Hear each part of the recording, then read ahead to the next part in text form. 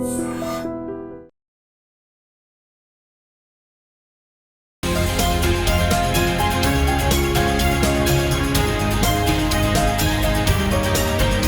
Viewers, welcome to I dream. So నేనైతే ఈరోజు మన బిగ్ బాస్లో పవన్ కళ్యాణ్ గేమ్ ఎంత బాగా ఆడుతున్నాడో తెలుసు కదా.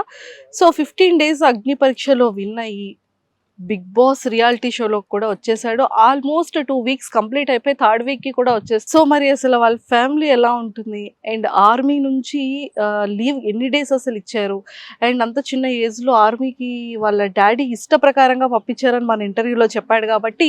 అండ్ వాళ్ళకి ఒక చిన్న పాన్ షాప్ ఉంది అండ్ ఇక్కడ అంకుల్ షాప్లోనే ఉన్నారనమాట. సో అంకుల్తో కూడా మాట్లాడి అసలు ఆర్మీ అనేది ఎందుకు అంత ఇంట్రెస్టెడ్గా ఆర్మీకి పంపించాల్సి వచ్చింది పవన్ కళ్యాణ్ని, అండ్ అలానే అగ్ని పరీక్షలో 15 డేస్ చూసారు కాబట్టి అండ్ ఇప్పుడు కూడా బిగ్ బాస్ హౌస్లో చూస్తున్నారు కాబట్టి సో ఎలా ఫీల్ అవుతున్నారు, ఎలా ఉంది, ఇవన్నీ తెలుసుకుందాం. సో నాతో పాటు ఫాలో అయిపోండి. అంకుల్ ఎలా ఉన్నారు?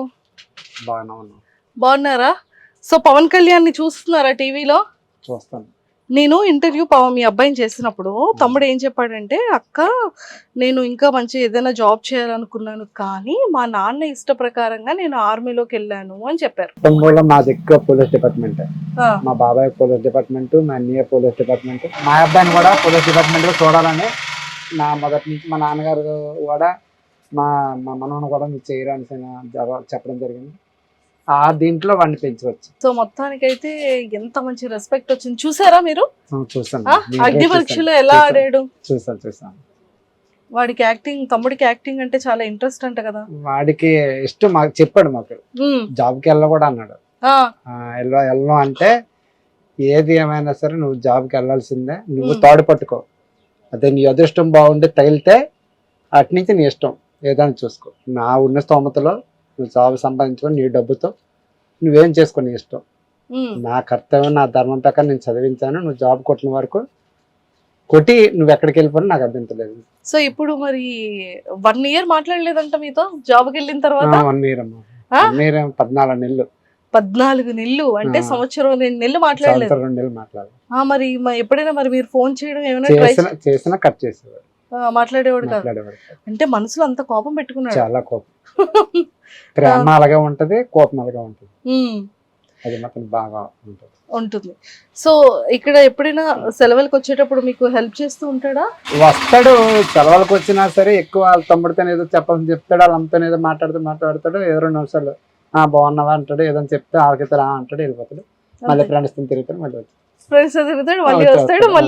వచ్చిన 15 రోజులు 1 నెల రోజులు కూడా కనీసం పావుగంట కూర్చొని మాట్లాడే భోజనం కూడా మొత్తం కూర్చొని చేయడు. ఎందుకని? ఆడంటే నేను తిరగడానికి వచ్చాను ఇక్కడికి, మేము కూర్చొని ఊసలాడడానికి వచ్చాను అంటాడా? అంటాడు.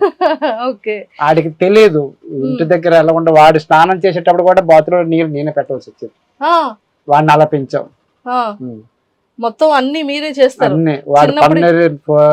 వాడు ఫస్ట్ క్లాస్ నుంచి అలా ఫస్ట్ వాళ్ళ అత్త దగ్గర పంపించాం. అక్కడ 4 సంవత్సరాలు 5 సంవత్సరాలు ఉన్నాడు. మాకు హెల్త్ ఇష్యూ అవడం వల్ల, మా ఆర్థిక పరిస్థితుల వల్ల మేము ఆల్రెడీ ఇక్కడ ఉండేవాళ్ళం కాదు, బయటలో ఉండేవాళ్ళం.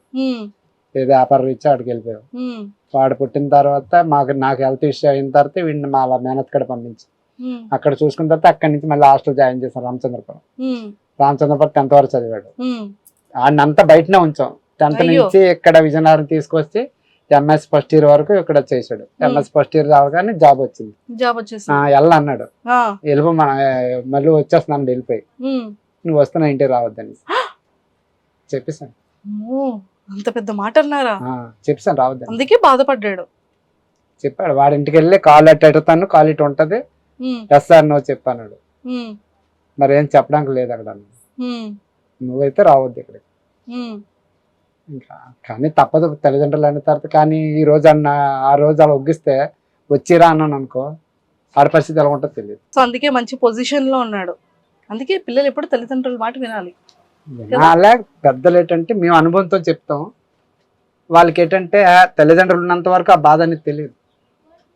నేను అనుభవించాను బాధ.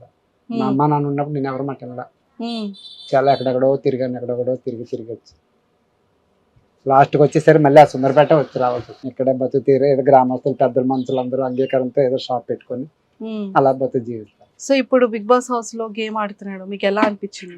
వాడైతే బాగా వాడు ఎక్కడ మాట్లాడాలో ఎక్కడ అవసరం అయితేనే మాట్లాడతాడు. వాడికి అవసరం లేని దాంట్లో దూరడు. వాడు మొదటి నుంచి వాడు మాట్లాడాలనుకుంటే అది అక్కడ ఆడి విషయం ఉంటేనే మాట్లాడతాడు, లేకపోతే దూరడు, పక్కన ఉంటాడు. వాడు మొదటి నుంచి ఆడి మెంటాలిటీ. ఎవరని ఏమన్నా చెప్పితే ఏ విషయం చెప్పాడు అనుకో ముందు రియాక్షన్ అయిపోతాడు, అంటే ముందు నమ్మేస్తాడు. ఆ నమ్మడమే ఈ రోజు వాడికి ఆ బాధ కలిగింది. నమ్మడమే, ప్రతి వ్యక్తిని నమ్మేస్తాడు, ముందు నమ్మేస్తాడు. నమ్మేసిన తర్వాత వాళ్ళ గురించి తెలుసుకున్నా ఉపయోగం ఉండదు, సై జారిపోతుంది, అంతా. ఇప్పుడు కూడా ఆ గేమ్ ఆడుతాండే కానీ కాస్త ఎక్కడో నాకు చిన్న భయం వేస్తుంది. వాళ్ళు ఏదో చెప్పేదాన్ని నమ్ముతాండా, లేకపోతే బిగ్ బాస్ ఇచ్చిన టాస్క్ ఆడుతాండా. కొందరు వీడికి కొన్ని ఏదైనా ఆశ చూపెట్టాడు అనుకోండి, వీడు కొద్దిగా పొంగిపోతాడు. వీడికి యాక్టింగ్ అంటే ఇష్టం. వందలో ఏమన్నా వీడిని కొద్దిగా పొంగించి నీకు అది బయటకు వచ్చాక అది ఇస్తాం ఇది ఇస్తామని ఏమన్నా అని వీడు అన్నగాని కూల్ అవుతాండా, లేదా ఏంటి బిగ్ బాస్ ఇచ్చిన యాక్టింగ్ ప్రకారంగా ఆడు చేస్తాండా ఏంటి అర్థం అవ్వలేదు నాకు. అక్కడ కొంత కన్ఫ్యూజ్ ఉంది. లేదు, ఇప్పుడు బానే ఆడుతున్నాడు, చక్కగా కనిపిస్తున్నాడు టీవీలో కూడా. మీరు ఆ గంటన్నర ఎపిసోడ్ కాకుండా మళ్ళీ మనకి ఆన్లైన్ లో 24/7 వస్తుంది. వాళ్ళు ఉదయం లేచినప్పటి నుండి పడుకొని మళ్ళీ లేచేంత వరకు కంటిన్యూ వస్తూనే ఉంటది. సో అందులో అయితే మాత్రం అందరికి చక్కగా కనిపిస్తున్నాడు, టెన్షన్ పడాల్సిన పని లేదు. అంత తెలివి తక్కువగా అంత చిన్న పిల్లడిగా ఏం లేడు, మీరు కంగారు పడకండి. అంతే, వాళ్ళు పెద్ద పెద్ద సెలబ్రిటీలు, అది మనం ఏదో సాధారణ కుటుంబం నుంచి ఏదో ఒక పల్లెటూరు నుంచి ఏదో మా బతుకు తీరు కోసం మేము ఇదైనా అది ఎందుకు భగవంతుడు ఇచ్చాడు అవకాశాన్ని. వాడికంటే ఫుల్ పిచ్చి యాక్టింగ్ అంటే, చాలా పిచ్చి. హాస్టల్లో ఉన్నప్పుడు కూడా ఎక్కువ ఇంట్రెస్ట్ స్టేజ్ల మీద అక్కడ ప్రోగ్రామ్స్ వేస్తే యాక్టింగ్ వేసాడు. వాడికి అవార్డు కూడా ఇచ్చారు అక్కడ. అబ్బో, ఎక్సలెంట్, సూపర్ సూపర్. రామచంద్రపురంలో ఆ సారు వీడంటే ఆ సార్లు అందరూ పొంగిపోతారు, అంత దీని ఉంటారు. సో చక్కగా కనిపిస్తున్నాడు, చక్కగా ఆడుతున్నాడు. సో మీరైతే హ్యాపీ కదా? హ్యాపీ అమ్మ, నాకైతే హ్యాపీ. ఏ హ్యాపీ అయినా వాడు దాని కొద్ది భగవంతుడు ఎంతవరకు తీసుకెళ్తాడో వాడిది వాడే, నాది. ఇప్పుడు నేను డ్రైవర్, యాక్చువల్ అయితే నేను డ్రైవర్ని. డ్రైవర్ శక్తి తగ్గిపోయింది, రోడ్డు మీద మరి తిరిగే ఓపిక లేదు కాబట్టి గ్రామస్తుల పెద్దలతో సహకారంతో ఏదో షాప్ అడుగు స్థలం అడుక్కొని షాప్ పెట్టుకుంటాను. ఏదో మా తల్లి ముగ్గురం బతుకుతాను, చాలు. మానవటాలకి ఇది బాస్. రిటైర్మెంట్ 45 years, ఇక నుంచి పరిగెట్టలేము, ఏది చేద్దామన్నా చేయలేము, తినడానికి గడిచిపోతే చాలు, అంతే. సంపాదించింది మోసుకెళ్ళిపోలేం. మరి మీకు పవన్ కళ్యాణ్ ఏం పంపించట్లేదా? వాడు ఇస్తాడు, వాడు నేను తీసుకోను కదా.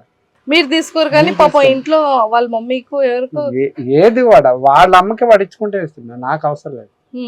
నా కష్టార్థం నాకు అంతే. వాడికి పెళ్లి చేసే వరకు నా కష్టార్థమే. మా అమ్మ బాబు మా తాతమ్మ సంపాదించింది, వాడి పెళ్లికి నా డబ్బులతోనే చేస్తాను తప్ప ఆ డబ్బులతో నాకు అవసరం. అమ్మో, సూపర్ సూపర్ సూపర్. మరి ఓట్స్ ఏమని చెప్పారా ప్రేక్షకులందరికీ? ప్రతి ఇక్కడ మా ఉత్తరాంధ్రలో ప్రతి ఒక్కరు వాడు మాట్లాడేది. మా ఉత్తరాంధ్ర ప్రజలు, తెలంగాణ ప్రజలు, ఏపీ ప్రజలు అందరూ కూడా వాడిని ఆదరించారు చాలా. వాళ్ళందరికీ ఆల్రెడీ ఇది పెట్టాను, ఇంకా అలాగే చూస్తారని అందరికి ప్రజలందరికీ నేను హృదయపూర్వకంగా నమస్కారం దానం పెట్టుకుంటాను. అలాగే ఇక్కడ ఊర్లో ఎవరైనా అంటున్నారా మీ అబ్బాయి బాగా ఆడుతున్నాడు, టీవీలో కనిపిస్తున్నాడు అని చెప్తాను, చాలా మంది చెప్తాను. అప్పుడు ఏమనిపిస్తుంది మీకు? ఏమనిపిస్తుంది, కొద్ది దీని ఆనందంగా ఉంటది, కానీ నాకు మనసుకు నచ్చదు. అక్కడికి వెళ్ళిపోతే బాగుండు, మళ్ళీ ఉద్యోగానికి మళ్ళీ ఏం ఆలోచిస్తాడో నాకు భయపడుతున్నారు. గవర్నమెంట్ అనేది అది ఒక తాళ్ళ బలం. ఈ యాక్టింగ్ అనేది హిట్ అయితే డబ్బులు వస్తాయి, హిట్ కాకపోతే మామూలు లేదు. ఆ సెలవులు ఉన్నాయంట, ఆ సెలవుల ప్రకారంగా ఆడుకొని మళ్ళీ వెళ్ళిపోతాడు. వాళ్ళ నుంచి అటు నుంచి వాడికి ఏమైనా ప్రెజర్ ఉంటది, అటు చాలా మంది సమాధానం చెప్పుకోవాలి. అక్కడ సెంట్రల్ ఏం లేదు, చక్కగా లీవ్ ఇచ్చారు, అక్కడ వాళ్ళందరూ టీం వాళ్ళందరూ చూసుకుంటున్నారు.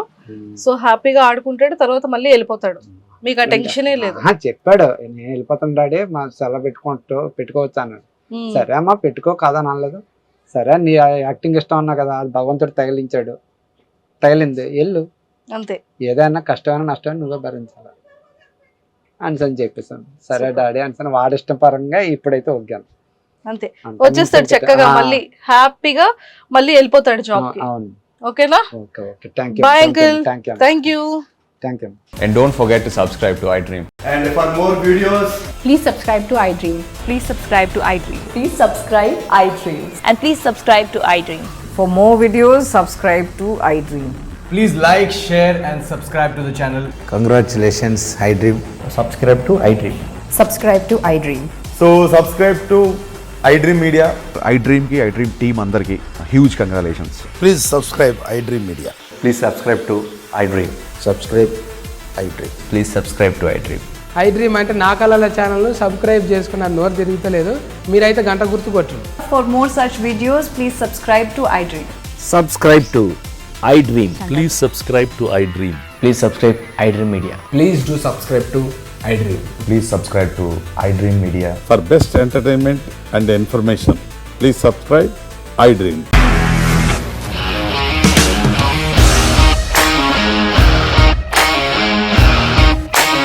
ఇండస్ట్రీలో కమిట్మెంట్ ఇష్యూస్ వస్తే నీకు కూడా వచ్చినట్టు మార్నింగ్ తీసుకెళ్ళాడంటే కొట్టి పడేస్తాడు.